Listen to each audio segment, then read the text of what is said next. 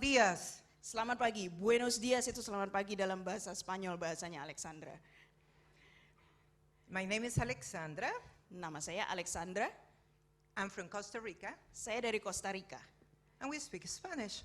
Bahasa saya bahasa Spanyol di Costa Rica. Buenos días. Buenos dias.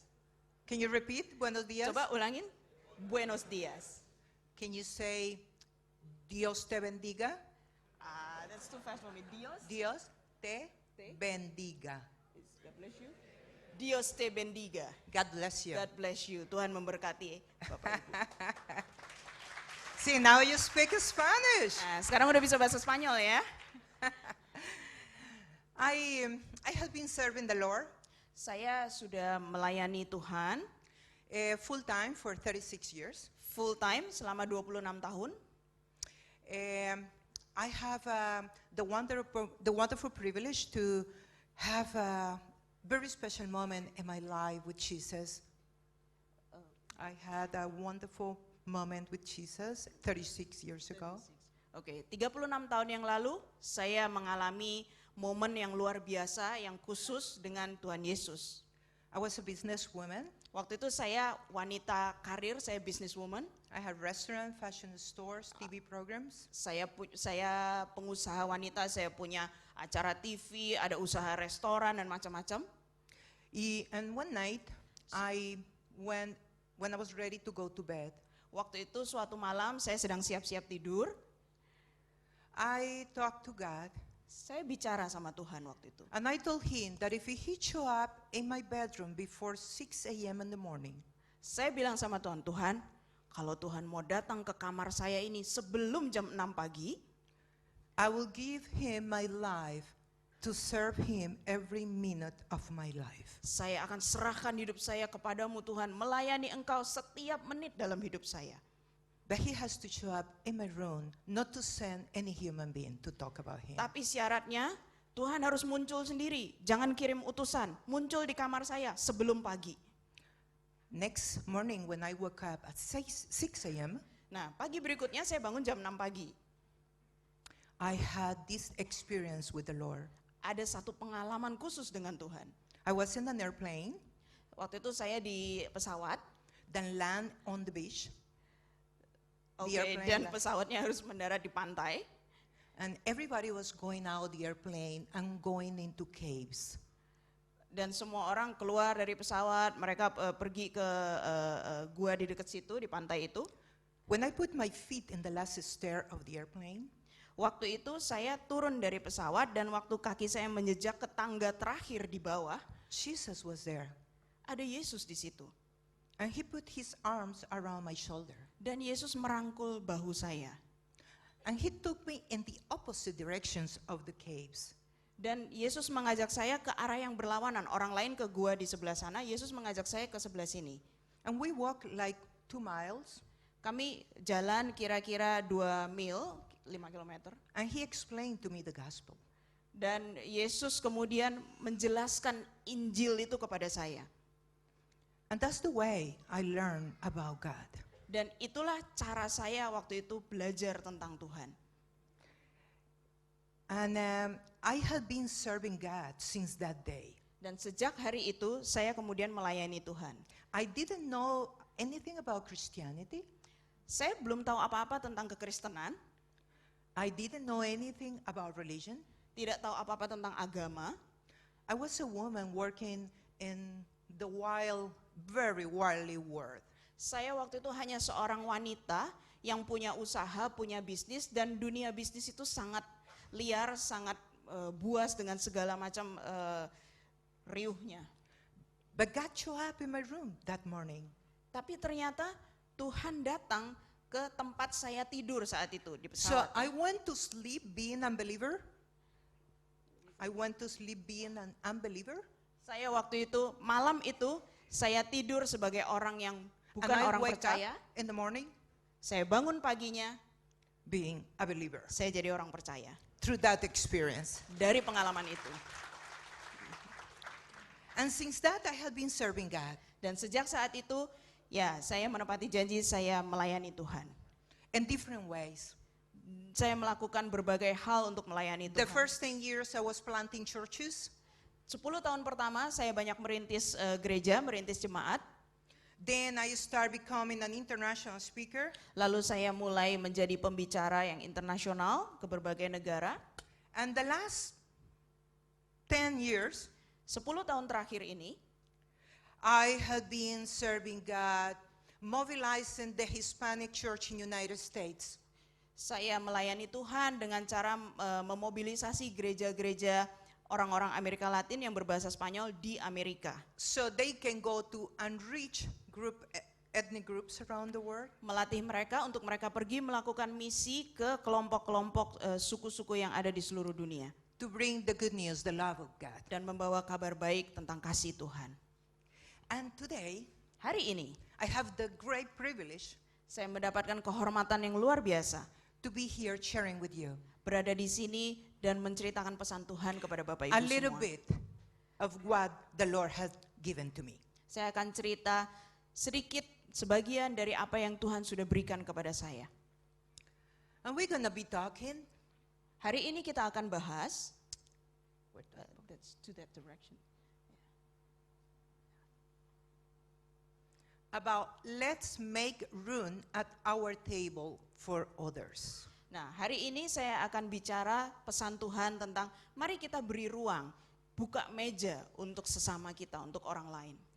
When you listen that kind of message, what do you think? Kalau kita lihat, oh topik pesan hari ini seperti ini, apa yang muncul di pikiran kita? Make room. Make room, buka meja, beri ruang. So there is no room in the table. Jadi ternyata ada meja-meja yang tidak ada ruang untuk orang lain, tidak ada ruang untuk sesama. But I'm coming here to tell you that the Lord wants that we make room in our table. Tapi hari ini saya datang di sini dan saya menyampaikan pesan dari Tuhan bahwa kita seharusnya buka meja, beri ruang untuk sesama kita. So for one moment, Jadi saat ini, has anyone ever show up? Let's make this. Does anyone ever show up to your house for a surprise visit while the table was already set? sekarang kita bayangkan dulu, pernah nggak kita di rumah, kita sudah siapkan meja, mau makan gitu ya, lalu tiba-tiba ada tamu tak diundang yang mendadak datang. Raise your hand if you ever have a visit that you didn't expect and the meal is already in the table. Siapa yang pernah mengalami meja makan sudah siap untuk kita dan mungkin keluarga, lalu ada tamu tak diundang, mendadak datang, kita nggak sangka-sangka dia datang, pernah? Did you? Ada yang pernah mengalami? It's a kind of difficult moment, right? Ini Uncomfortable. lumayan sulit ya kalau kita mengalami peristiwa seperti ini. So what did you do? Apa yang kita lakukan? Do you remember? Saat itu apa yang kita lakukan? Bapak Ibu ingat? Did you open the door or Pertama. you just pretend like you didn't hear? Kita buka pintu nggak? Atau kita pura-pura nggak dengar bel, nggak dengar suara pagar diketok-ketok?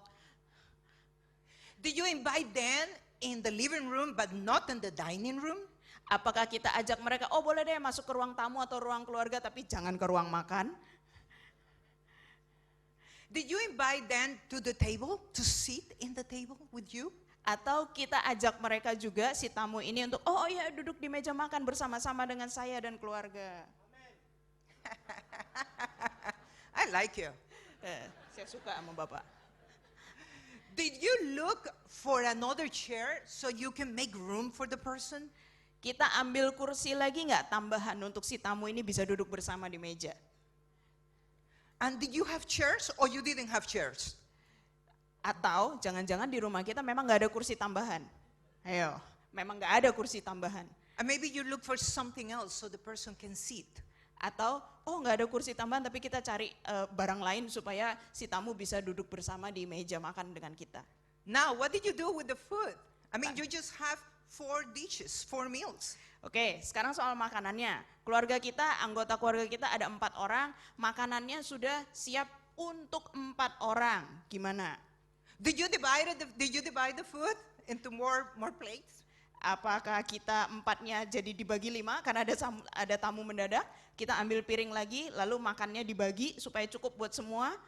In Latin America, we have an expression, and it's to put water to the soup. Oke, I get it. Jadi kalau di Amerika Latin kami punya semacam kiasan gitu, kalau nggak cukup tambahin air di supnya supaya makin banyak, kuahnya jadi banyak. Jadi cukup buat semua. Did you give them your own portion of meal? Atau bagian kita sendiri kita berikan ke si tamu. So, it was comfortable or an uncomfortable situation for you? Waktu itu, situasi itu enak atau tidak enak buat kita? See, I believe in this time, in this age, in this century, Ya, di masa sekarang ini, there is no time, there is no space in our table for others sometimes. seringkali kita mengalami bahwa sudah tidak ada ruang tambahan lagi dan tidak ada waktu untuk kita mengurus orang lain. I'm coming from a culture that we are super busy. Saya datang dari budaya yang orang-orangnya biasa sangat-sangat sibuk. So we don't invite other people to our house anymore. Jadi kita tidak lagi saling mengundang tamu untuk ke rumah. We don't invest time in others. Kita tidak lagi berinvestasi waktu kepada sesama kita. Everything is in a hurry. Semua orang setiap hari buru-buru, tergesa-gesa hidupnya. I don't know if Jakarta is the same. Jakarta begitu juga? Ya? Yes. Yeah, because it's a kind of pressure coming from all around the world. Ada banyak tekanan dari berbagai hal di seluruh dunia ini. So when somebody come to our house and expect, Jadi kalau ada tamu mendadak datang tanpa diundang di rumah kita, and we don't have more food for that person, nggak ada makanan tambahan untuk orang ini, what we do usually is we split what we have with the visit. dan jadinya kita ya sudahlah karena kepepet terpaksa orang ini sudah datang, ya sudah makanan tadinya buat berempat dibagi jadi berlima. I want to use this analogy about sharing the good news of God. Jadi saya mau pakai cerita tentang tamu tak diundang dan makanan ini dengan berbagi atau menceritakan kabar baik dari Tuhan. We have to go out the comfort zone. Kita harus bergerak keluar dari zona nyaman kita. It's not gonna come natural. Memang itu rasanya tidak enak dan tidak otomatis kita bisa lakukan. You have to be intentional Kita harus betul-betul niat melakukannya. in order to do it. Supaya bisa melakukan itu, berbagi. It's not like, okay, I'm walking and I'm gonna be able to talk to somebody about the love of God. Jadi ini bukan urusan, ya pokoknya saya menjalani hidup sehari-hari, nanti sambil jalan tiba-tiba ketemu orang saya bisa cerita tentang kasih Tuhan. It's gonna be uncomfortable. Enggak, bukan seperti itu. Memang kita akan mengalami situasi yang rasanya tidak nyaman, tidak enak. But don't think that it's gonna be uncomfortable only for you. Tapi sebetulnya enggak nyamannya itu untuk kita yang melakukan. It's part of the package of sharing the gospel. Dan kita menjadi orang yang punya berita Injil itu paketnya memang kita juga harus bisa membagikan berita Injil itu. Did you know that 27% of the world population has not had access to the gospel? Nah, sekarang datanya, apakah kita tahu bahwa dari seluruh penduduk dunia ini 27%-nya belum pernah mendengar atau mengakses berita Injil? Did you know that 6.4 billion people have not yet heard about Jesus ever? Dan itu artinya 6,4 miliar orang di dunia ini belum pernah dengar tentang Yesus Kristus. But the people your family, Mungkin tetangga kita, mungkin anggota keluarga kita, kerabat kita, have you. They have you. mereka mungkin belum dengar Injil, belum dengar tentang Yesus, tapi mereka kenal dengan kita. It's not fair that they belong to this number. Kan tidak adil sekali ya, kasihan sekali mereka ada di dalam bilangan angka yang belum pernah dengar tentang Yesus, padahal mereka kenal kita yang Because punya they Yesus. have you. Mereka kan kenal kita. We have to change the number. Kita harus ganti angka ini. It's your and my responsibility to change that number. Angka itu bisa berubah dan itu adalah tanggung jawab saya dan Bapak Ibu semua. It's not American responsibility. Ini bukan tanggung jawab orang Amerika lah nanti yang melakukan. It's not the missionaries' responsibility. Bukan tanggung jawab, nanti para misionaris. It's we, the locals. Kita, orang-orang setempat, orang lokal yang memang tinggal di sini. It's time for us to keep the movement of the gospel. Inilah waktunya kita harus terus bergerak di dalam kegerakan berita Injil. They did what they have to do. Melakukan apa yang harus kita lakukan. You and me, we have the power of the Holy Spirit. Karena kita, saya dan Bapak Ibu semua, kita sudah diberi kuasa Roh Kudus. We have the same Christ, Kita punya Kristus yang sama. the same power from the cross, Kuasa yang sama dari salib itu. the same Bible. Alkitabnya sama. So we have to do it. Jadi kita harus lakukan ini. We don't have to wait and somebody come to Jakarta to do it. Kita tidak harus menunggu kedatangan tamu misionaris dari mana untuk ke Jakarta melakukan ini. We don't have to wait in Costa Rica, then somebody come to do it. Di Costa Rica juga saya tidak harus menunggu orang lain dari mana yang jauh untuk datang lakukan misi. Do you know that today 85% of the workers, the missionaries in the world are Latino, African, and Asian? Dan tahukah Bapak Ibu bahwa pekerja misi di seluruh dunia sekarang 85%-nya adalah orang Amerika Latin, orang Afrika, atau orang Asia. 10 years ago, 10 tahun lalu. 85% were Western and European. 85%-nya itu orang, kalau bahasa kita orang bule, orang Eropa dan orang Amerika. Tapi sekarang 85%-nya orang-orang dari ras yang lain. But today, 10 years later, 10 tahun berlalu, God changed the number. Tuhan mengubah angkanya kan? And now they are 10% and we are 85%.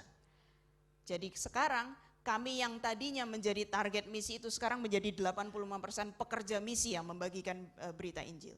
Maybe with less financial sources, Banyak pekerja misi ini yang tidak punya banyak uang, but with the power of the Holy Spirit. tapi ada kuasa Roh Kudus yang menyertai mereka. Because it's God's plan. Karena memang inilah rencananya Tuhan. He is the one who's doing the work. Karena pekerjaan ini adalah pekerjaan Tuhan, dia sendiri yang mengerjakannya. And He's going to continue doing the work. Dan dia pasti akan melanjutkan pekerjaan ini. He doesn't lose control. Tuhan tidak mungkin kehilangan kendali untuk pekerjaan ini. What does the Bible say about making room at our table? Nah, sekarang Alkitab berkata apa tentang memberi ruang, membuka meja untuk sesama kita? The Lord has said to Abraham, Oke, kita baca ini kisahnya. Waktu itu Tuhan berkata kepada Abraham di Kejadian 12 ayat 1. Saya akan bacakan. Kejadian 12 ayat 1. Ini ketika Tuhan memanggil Abraham. Berfirmanlah Tuhan kepada Abram, pergilah dari negerimu dan dari sanak saudaramu dan dari rumah bapamu ini ke negeri yang akan kutunjukkan kepadamu. yes, God called Abraham Tuhan memanggil Abram and told him to leave his family, his country, his everything. dan Tuhan menyuruh Abram untuk meninggalkan negaranya, meninggalkan sanak saudaranya, meninggalkan segala sesuatu yang dia punya dan dia kenal. 36 years ago, the Lord asked me to leave my business, my money, my stability, my everything, even my family. 36 tahun yang lalu, Tuhan sendiri memanggil saya juga untuk meninggalkan segala-galanya. Bisnis saya, uang saya, segala rasa aman di dalam usaha-usaha itu, termasuk untuk meninggalkan keluarga saya. And I live in a country today that I don't have family at all. Saya sekarang tinggal di negara yang saya tidak punya keluarga sama sekali. I don't have the money that I used to have when I was a businesswoman. Saya tidak punya uang seperti dulu saya ketika jadi wanita pengusaha. So we all have a call from the Lord. Setiap orang di antara kita masing-masing pasti punya panggilan dari Tuhan. Don't ever think that in Latin America things are more easy. Jangan berpikir bahwa kalau orang Amerika Latin lebih gampang terima panggilan Tuhan. Every country have their own challenges. They're different, but they're Setiap challenges. negara, setiap konteks ada tantangan dan beratnya masing-masing di dalam melakukan panggilan Tuhan. So we all have to look at the Bible and see how since the beginning of Genesis, God was calling Abraham to serve him. Jadi mari kita lihat di Alkitab, sejak awal-awal sejarah, di dalam kitab pertama Kejadian pun, Tuhan memanggil Abram untuk melayani dia dan meninggalkan banyak hal. and leave his comfort zone. Meninggalkan zona nyamannya Abram. So what is the comfort zone that you have to leave in order to serve God? Apa zona nyaman Bapak Ibu masing-masing yang perlu ditinggalkan untuk kita melayani Tuhan? In order to to be a light for others. Bagaimana kita bisa menjadi terang untuk orang lain? Apa yang harus kita tinggalkan? God created the people of Israel with a mission purpose. Tuhan menciptakan umat Israel, bangsa Israel dengan tujuan untuk misi. So we can see in the Old Testament all the way, Kita bisa lihat God's purpose is to be and to bring and to carry the gospel to others. di sepanjang sejarah, di dalam umatnya Tuhan selalu bergerak melakukan pekerjaan supaya umatnya itu menyebarkan pesan misi dan pesan Injil. It's not just something that happened in the New Testament. Itu bukan urusan, oh itu cerita di perjanjian baru aja. It's something that happened in the Old Testament. Tapi juga terjadi di perjanjian lama. Abraham was the first person that the Lord called to move from his comfort zone so others will know the gospel. Dan kita lihat Abraham adalah orang yang dipanggil awal-awalnya dulu untuk keluar dari zona nyaman dan melakukan misi dari Tuhan. And then he built the people of Israel with the same purpose. Kemudian Tuhan membangun, menumbuhkan suatu bangsa Israel dengan tujuan di dalam pikiran Tuhan, oh ini untuk melakukan misi. And then we see in a lot of the Psalms, Kemudian kita lihat di Mazmur 96. see, God is talking about to declare his glory among all nations. Di sini di Mazmur 96 nanti Bapak Ibu bisa lihat sendiri, pada intinya Tuhan berkata untuk kita menyatakan kemuliaan Tuhan di antara bangsa-bangsa. See, in many of the Psalms, we're going to find that the Lord is talking about nations, that he have his focus in all the families in the world.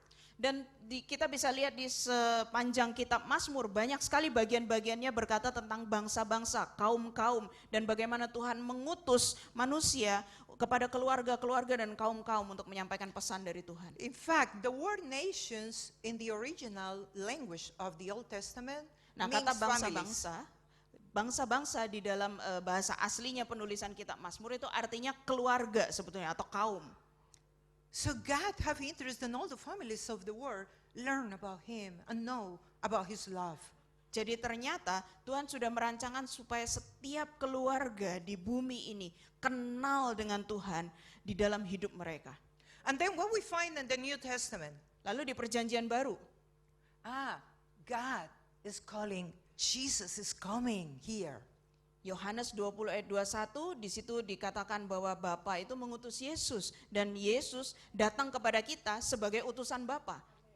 And I can picture myself, Jadi kalau saya bayangkan God, Jesus, and the Holy Spirit ada Allah Bapa, Yesus dan Roh Kudus. looking down to the earth, Mereka bertiga di dalam Trinitas ini mereka melihat ke dunia. and God the Father talking to Jesus and say, look how lost they are. Lalu Allah Bapa berkata kepada Yesus, waduh betapa tersesatnya orang-orang di dunia ini. And then Jesus answered back, yes, God, yes, Father, that is very sad. Jadi terus Yesus mungkin menjawab, iya Bapak benar, kasihan sekali ya, sedih sekali lihat orang-orang di dunia. And maybe the Holy Spirit said, yeah, what we can do?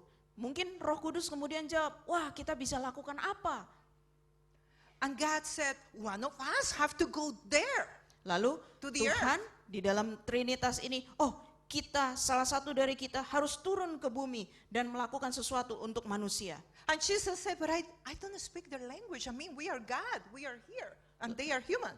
Lalu mereka mungkin bahas, tapi kan kita ini Tuhan, kita bahasanya beda, kita beda dengan manusia.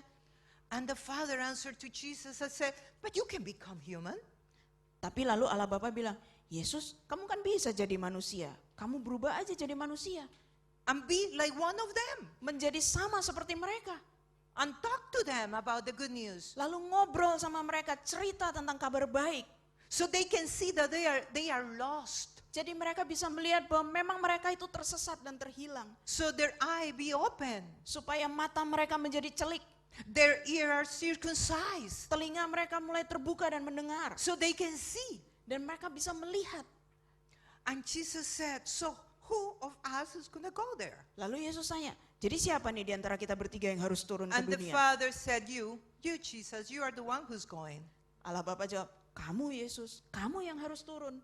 And he left his throne, his comfort zone, Lalu Yesus meninggalkan tahtanya, segala kenyamanannya di surga. and he became one of us, Turun dan menjadi sama seperti kita manusia. so we could understand the good news. Supaya kita bisa paham kabar baik itu. So we have to leave our comfort zone. Demikianlah kita juga harus tinggalkan segala kenyamanan kita. When I go back to my country, Kalau saya kembali ke negara saya, I stay with friends instead of with the people who's Christian. saya tinggal bersama teman-teman yang bukan orang Kristen. I don't stay with my friends who are Christian. I stay with my friends who are super unbeliever. Far away from God. Saya sengaja tidak pilih, tinggal bersama teman-teman yang enak lah, sama-sama ngerti, sama-sama orang Kristen. Enggak, saya cari teman-teman yang orang nggak percaya dan orang nggak percaya yang benar-benar jauh dari Tuhan. Because my friends who are Christian, they already know the Lord. Karena kalau teman-teman saya orang Kristen kan sudah kenal Tuhan. Of course, it's going to be easier for me to stay with Christian. It's more fun. Memang paling enak kalau sama-sama dengan orang Kristen, lebih seru, bisa ngobrolnya juga nyambung, saya nyaman. But I have to be intentional about being the light in the darkness. Tapi sekali lagi, saya harus punya niat yang sungguh-sungguh untuk saya sengaja pergi menjadi terang di tengah-tengah kegelapan. So I stay with my friends who are super unbelievers. Jadi saya tinggal bersama teman-teman yang betul-betul jauh dari Tuhan, bukan orang percaya. So I can testify. Supaya saya bisa bersaksi. So they can see Jesus in the way I live. Supaya mereka bisa melihat Yesus di dalam cara hidup saya sehari-hari. Sometimes I don't even talk about God, but they can see Jesus in my life. Kadang-kadang cara bersaksinya itu bisa berbeda-beda. Kadang-kadang saya bukan langsung bicara cerita tentang Tuhan, tapi mereka bisa lihat Tuhan yang ada di dalam saya ketika saya hidup sehari-hari. At least I put one spiritual candy in that jar that day. Dan saya percaya Roh Kudus akan mengisi buli-buli hidup mereka lewat kesaksian hidup saya. So first Jesus was sent by the Father here, and now Jesus is sent the 12 apostles. Dan dari ayat firman Tuhan ini kita melihat bahwa pertama Allah Bapa mengutus Yesus, lalu Yesus mengutus ke-12 muridnya, ke-12 rasul. See, this is a sending strategy. Jadi ini strategi pengutusan. So the movement continue. Jadi kegerakan pengutusan ini terus berlanjut. This movement start in the New Testament in the first century. Jadi ini sebetulnya sejarahnya terjadi di abad pertama, di masa perjanjian baru. And it's your and my responsibility Dan adalah tanggung jawab sekarang kita to semua continue with the movement. untuk melanjutkan kegerakan ini. But we have to leave our comfort zone. Tapi tadi syaratnya kita harus tinggalkan kenyamanan kita. Why does the church exist today? Sebetulnya gereja itu ada untuk apa sih hari ini? Yeah, can we then read maybe Mari Matthew? kita baca di Matius 28. I know you know that text. Oke, Matius 28 ayat 18 sampai 20 saya akan bacakan. Yesus mendekati mereka dan berkata, "Kepadaku telah diberikan segala kuasa di surga dan di bumi. Karena itu pergilah, jadikanlah semua bangsa muridku dan baptislah mereka dalam nama Bapa dan Anak dan Roh Kudus. Dan ajarlah mereka melakukan segala sesuatu yang telah kuperintahkan kepadamu. Dan ketahuilah, aku menyertai kamu senantiasa sampai kepada akhir zaman." So make disciples, Jadi menjadikan bangsa-bangsa murid Yesus, teaching them to obey everything, mengajar mereka untuk taat melakukan apa yang sudah kuajarkan, and I will be with you always. dan aku akan beserta dengan kamu senantiasa. The first time that I spoke in India, Waktu itu pertama kali saya melayani dan bicara di India, maybe 25 years ago, kira-kira 25 tahun yang lalu. it was an open evangelistic campaign. Jadi waktu itu ada acara kampanye Injili, And the pastors of the city, ada create pemimpin-pemimpinnya. this open evangelistic campaign there. Jadi saat itu mereka melakukan acara kampanye pelayanan Injili. And they were sitting in front of the platform. Jadi mereka duduk di barisan depan, para pemimpinnya ini.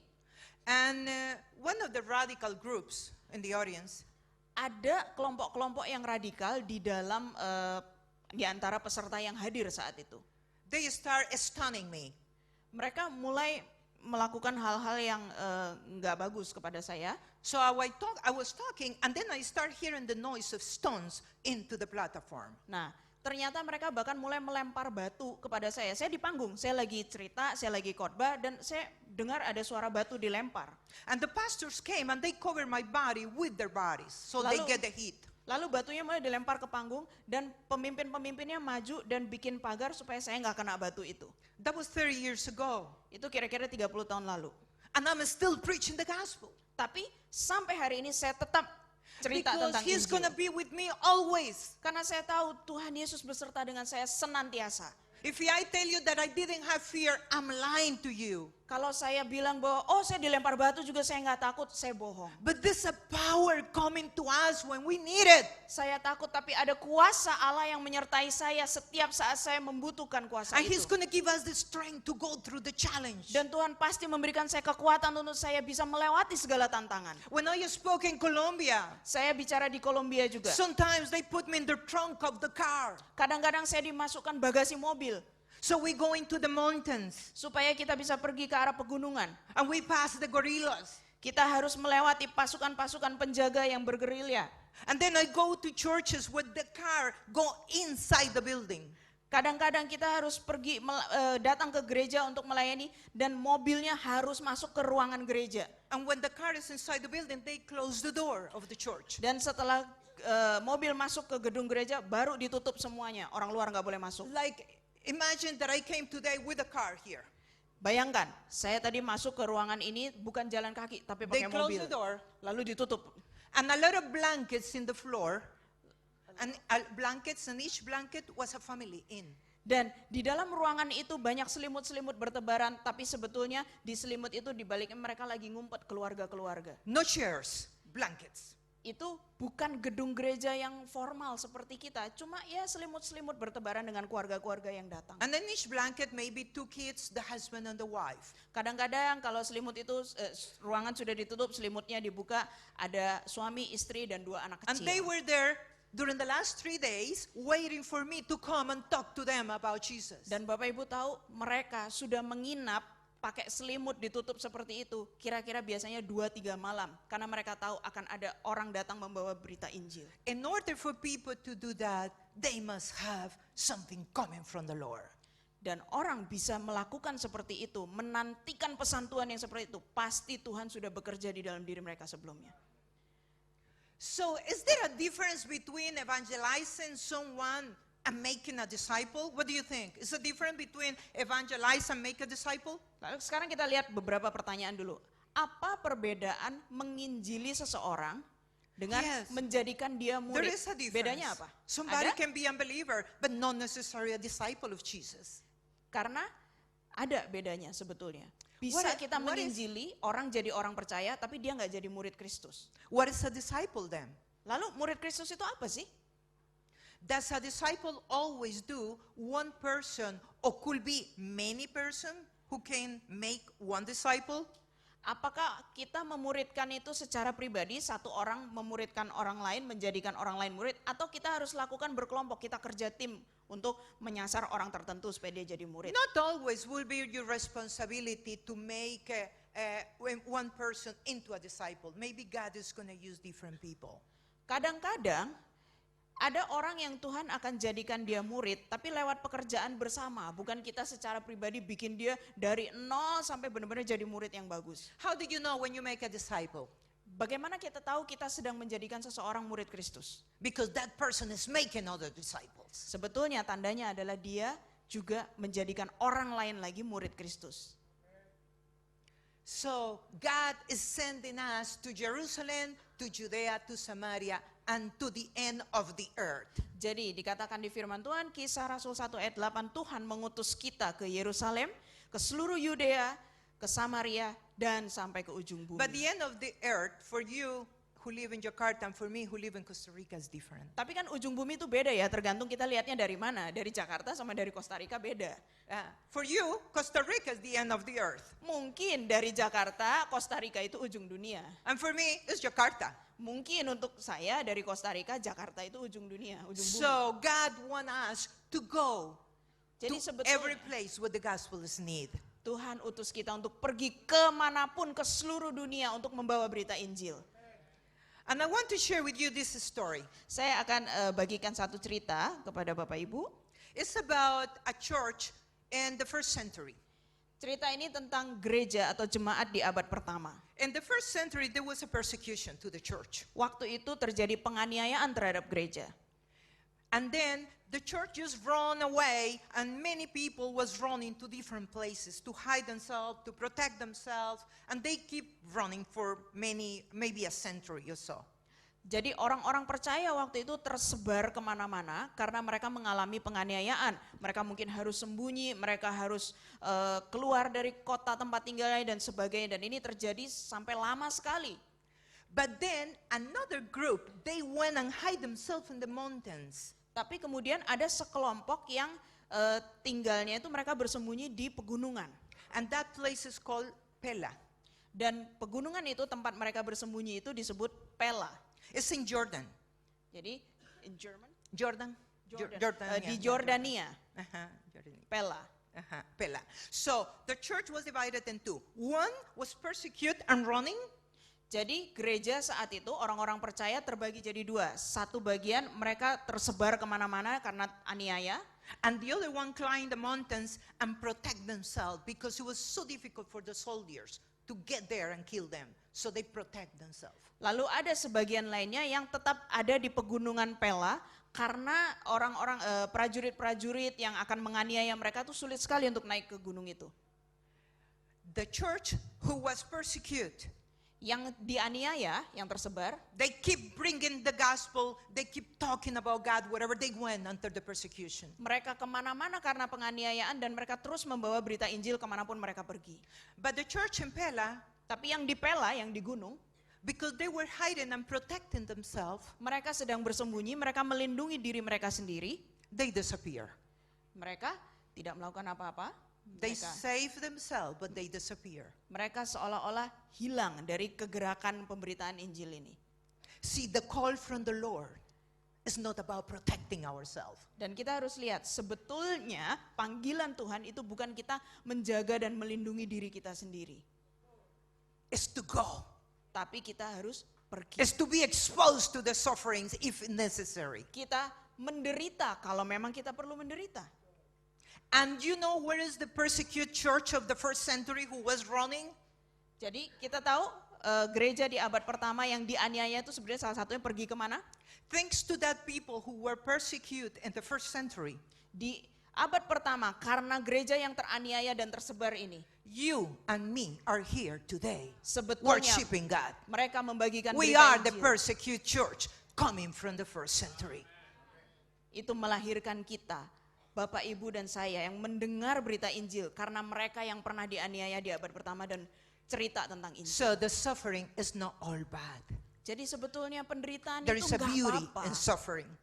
Ada kemuliaan, ada sesuatu yang berharga di dalam And penderitaan. sometimes it's necessary. Dan kadang-kadang penderitaan itu perlu. When I became Christian, my mother stopped talking to me and put all my family against me. Waktu saya pertama menjadi orang Kristen, ibu Until- saya sendiri, mama saya nggak mau lagi bicara sama saya dan menghasut seluruh keluarga untuk memusuhi saya. Until today, I'm the only Christian in the family. Sampai hari ini, saya See, satu-satunya orang suffering percaya. It hurts, but it's sometimes necessary in the gospel. Saya menjadi satu-satunya orang Kristen di tengah-tengah keluarga dan saya belajar bahwa penderitaan itu memang sakit rasanya, tapi kadang-kadang perlu untuk saya alami. So the persecuted church is here this morning. Jadi, mungkin kitalah gereja yang teraniaya itu hari ini. You and me are coming from the first century church. Karena kita tahu adalah buah dari pemberitaan Injil oleh gereja yang teraniaya di abad pertama itu. Pella disappear. Pella, jemaat yang menyembunyikan diri di gunung, mereka hilang, tidak terlibat lagi. We're gonna pray. then the Kita Holy akan Spirit berdoa. keep teaching you and Supaya adding more to you. Roh Kudus akan terus berbicara kepada kita semua dan menerjemahkan pesannya yang lebih lanjut untuk kita lakukan. I'm going to pray in Spanish. Saya akan berdoa dalam bahasa Spanyol. Padre, en esta hora, Señor, y en esta mañana yo presento esta iglesia delante tuyo. Y te pido, Espíritu de Dios, que tú desciendas con poder. Y que tú te manifiestes en la vida de cada uno, Señor. Que tú vengas agregando a sus espíritus. Y que el poder del Espíritu Santo, que resucitó a Cristo entre los muertos, le resucite, oh Dios. Que las cadenas se rompan, que el yugo se pudra. Y que el poder de las tinieblas no pueda contra ellos. Yo vengo desatando poder de Dios sobre tu vida. Vengo pidiendo unción de los santos en el nombre de Jesús. And the power of the Holy Spirit came Kuasa Roh over you. Kudus turun atasmu. Then the love of God empower you Kasih today Allah akan membuat kita kuat to move from your comfort zone untuk bergerak keluar dari zona nyaman kita. and to look to bless God and to be a light in the darkness. Untuk mencari mereka yang terhilang, untuk memberkati mereka dengan terang yang dari Tuhan. In the name of Jesus. Dalam nama Yesus.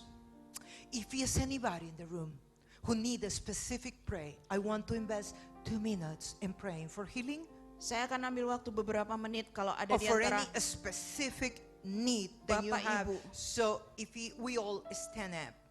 Bapak Ibu yang punya kebutuhan yang sangat khusus, yang spesifik untuk didoakan, boleh bangkit berdiri. Saya akan ambil waktu untuk mendoakan Bapak Ibu. And you just raise your hand if you need to pray. Silakan bangkit berdiri, angkat tangan kalau Bapak Ibu butuh didoakan untuk suatu kebutuhan yang spesifik tertentu. You are healed. You are good. Okay. Okay. Padre, Father, in the name of Jesus, I Bapa, pray for our Tuhan brother. Yesus, aku berdoa untuk saudara And I kita. ask you, God, to visit him and to give him everything what he needs Tuhan, lawatlah dia, berikan segala sesuatu yang dia butuhkan to do his call. untuk melakukan panggilan-Mu dalam hidupnya. Provide for him the love, Engkau telah melimpahkan kasih-Mu kepada dia, the character, juga the karakter Kristus, segala sumber daya yang diperlukan, the grace and favor. kasih karunia dan perkenanan-Mu. Open doors wherever he goes Bukalah pintu-pintu ketika dia pergi memberitakan Injil, so he can talk about you and all the nations of the world. supaya dia akan membawa pesan-Mu kepada bangsa-bangsa di dunia. So many more Supaya- will learn about you. Banyak orang, lebih banyak orang lagi akan mengenal Engkau. In Jesus' name. Dalam nama Yesus. Amen. Amin.